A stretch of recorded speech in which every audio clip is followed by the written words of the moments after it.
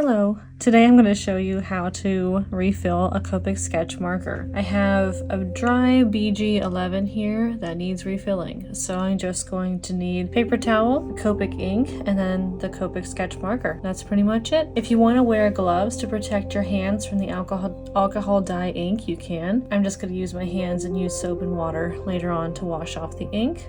First I'm going to start by uncapping both sides of my marker, just to make sure the airflow is even from both sides. And then I'm going to take the medium broad nib. I always like to remove the stiffer nib of the two versus the very flexible super brush nib. So I'm just going to pinch it with my fingers here and remove it. A little bit of a yank there. But I'm going to expose the marker and lay the nib down on the napkin. Then I'm going to uncap the corresponding Copic ink color. And this has a long nozzle, perfect for one, making ink art, and two, refilling your marker. So I'm going to turn and just slide the nozzle directly in. Over here I've got some nice dots, milliliter marks to indicate how much ink is in there. I'm going to try and fill about 1 milliliter. The nib, if you notice, isn't completely white. If it's completely white, that means it's really dry. This one's just starting to get dry, so I don't need to use almost 2 milliliters of ink.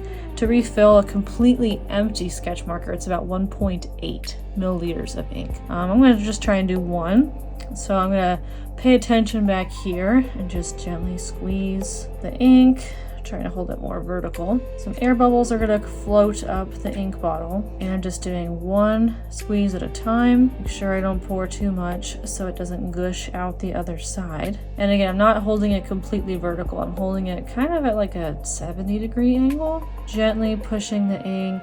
Do 1 more squeeze. Okay, I'm going to lay it flat. That's about 1 mil of ink. So I'm going to cap this. And then it has these ridges on the cap so it won't roll off your table. So I like to set it on those ridges, which is very convenient. Then I will take that nib of the medium broad and kind of realign it to the center of the marker. Snap it into place like that. There we go. Now I'm going to cap both sides. I'm going to set it flat on the table, probably for a minute or two, just to make sure the ink evenly distributes. Since I insert it on this medium broad side, it needs to kind of trickle its way through. You can hold it upright, but again, if you want to rush the ink, but I'm going to set it down flat for a little bit, and that's all you need to do to refill your marker. It's as simple as that. Just making sure you have a clean workspace, just in case you have any spilling, the marker that needs refilling, the corresponding color, and that's it. Thank you for watching.